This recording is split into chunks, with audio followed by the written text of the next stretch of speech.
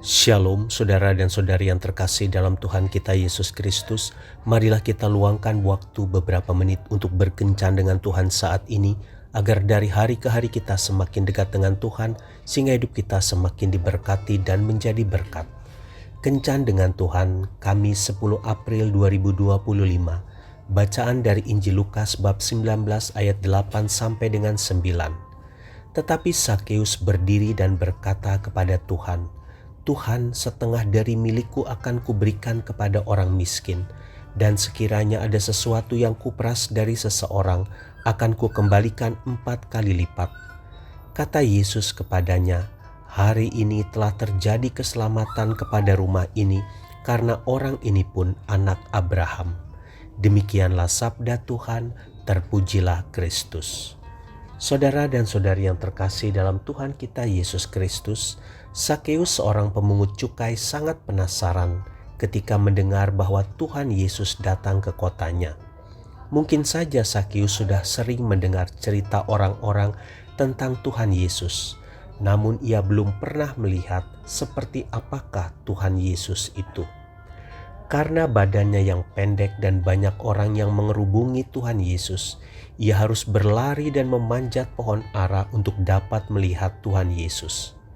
Sepertinya Sakeus tidak berharap lebih selain hanya untuk melihat Tuhan Yesus. Rasa penasarannya mungkin sudah terjawab, namun Tuhan Yesus tidak berhenti sampai di situ saja. Tuhan Yesus melihat Sakeus di atas pohon ara, lalu berbicara kepadanya dan menginginkan perjumpaan yang lebih pribadi dengannya di rumah Sakeus.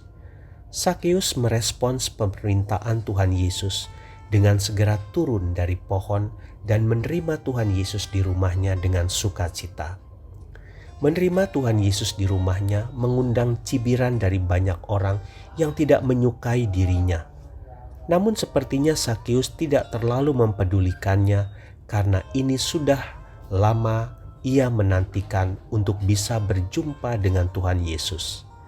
Bahkan melalui perjumpaan ini, Sakeus mengalami pertobatan dan perubahan hidup yang dengan rela membagikan hartanya kepada orang miskin dan mengembalikan harta jika ada orang yang ia peras melalui pekerjaannya.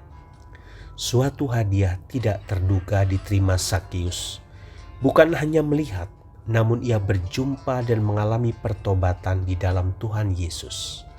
Saudara dan saudari yang terkasih dalam Tuhan kita Yesus Kristus, di dalam berdoa kita terbiasa untuk menyampaikan permintaan dan harapan kita kepada Tuhan. Kita berharap agar Tuhan menjawab sesuai permintaan kita. Namun terkadang Tuhan menjawabnya melebihi dari yang kita doakan. Melalui anugerahnya, Tuhan akan menjawab doa-doa kita dan membawa kita semakin dekat dan memuliakannya.